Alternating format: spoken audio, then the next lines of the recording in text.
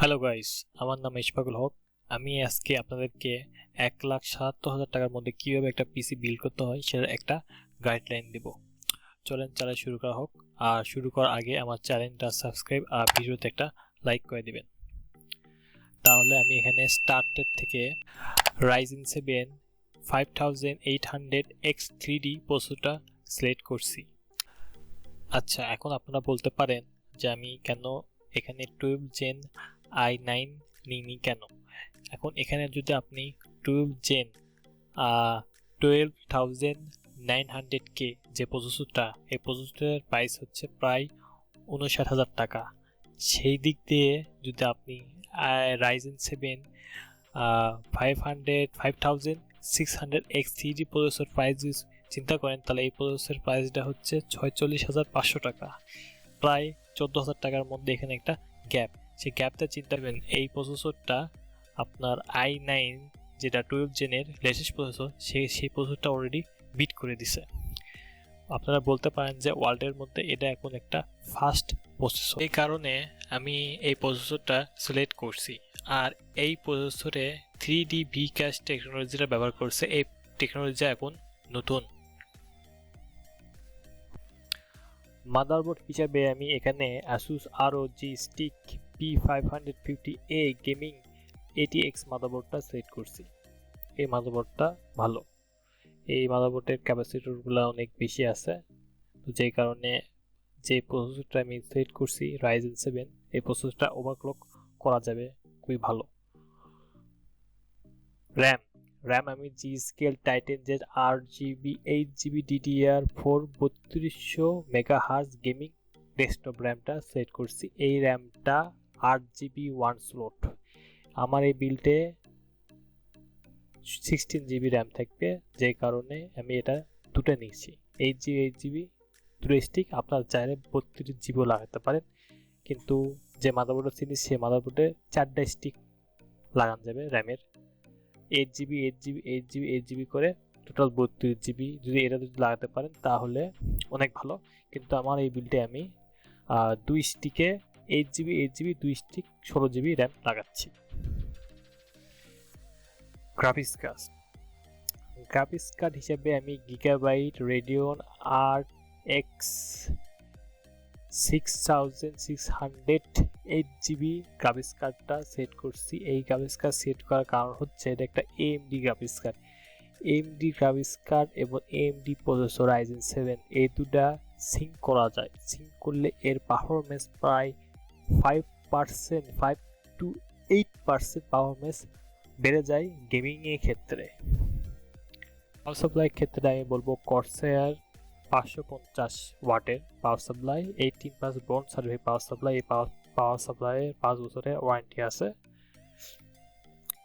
550 watt নেওয়ার কারণ হচ্ছে যে আমি গ্রাফিক্স কার্ডটা ইউজ হচ্ছে, এই গ্রাফিক্স কার্ডটা হচ্ছে 500 ওয়াট লেখা আছে, রিকোভেন PSU 500 ওয়াট, যে কারণে আমি দিচ্ছি 650 ওয়াট। 150 ওয়াট ব্যাকআপ হিসেবে আমি একটু বেশি দিচ্ছি। 550 ওয়াট দিলে হয়, কিন্তু 650 ওয়াট দিলে বেটার। তো এখানে আমি SSD হিসেবে স্যামসাং এর SSD সিলেক্ট করছি, কারণ স্যামসাং এর SSDটা খুবই ভালো, ওয়ার্ল্ডের মধ্যে বেস্ট SSD।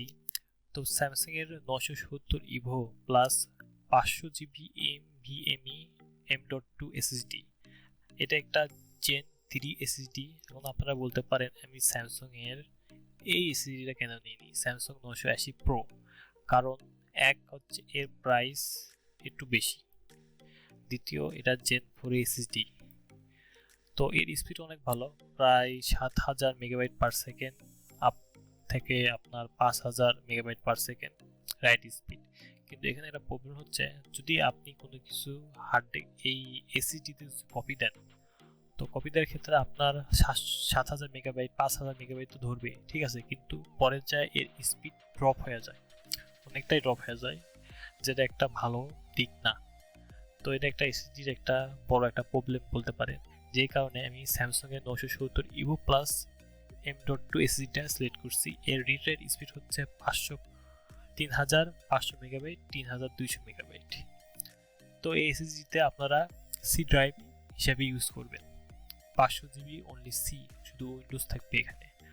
আর ডাটা স্টোর হিসেবে আমি এখানে ট্রান্সেন্ডের 110S 1 টেরা NVMe SSD সেট করছি। এখানে ডাটা স্টোর হিসেবে আপনারা এই SSDটা ইউজ করবেন। এখন আসি কুলার।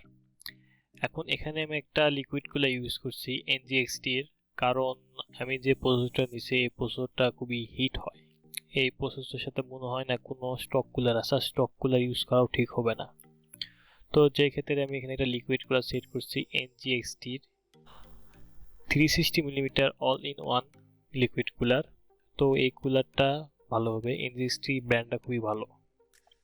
আর কেসিং হিসাবে আমি cooler master DT500 mesh ATX mid tower কেসিংটা সেট করছি। এই কেসিংটা আউট অফ স্টক, কিন্তু এই কেসিং হলে বেশি ভালো হয়, কারণ এই কেসিংয়ে আপনারা চাইলে এখানে 360mm ওয়াটার কুলার ইউজ করতে পারবেন, বা এই উপরেও 360mm ওয়াটার কুলার ইউজ করতে পারবেন। তো আমি বলবো যে আপনারা এই কেসিংয়ের এই উপরে কুলারটা লাগাবেন, আর সামনে 3টা ফ্যান থাকবে। তো এদিক দিয়ে এয়ার ফ্লো হবে, আর এদিক দিয়ে বের হয়ে যাবে, বা এদিক দিয়ে বের হয়ে যাবে। তো এয়ার ফ্লোটা খুবই ভালো হবে, আর আপনার গ্রাফিক্স কার্ডটা আর প্রসেসরটা কুল থাকবে।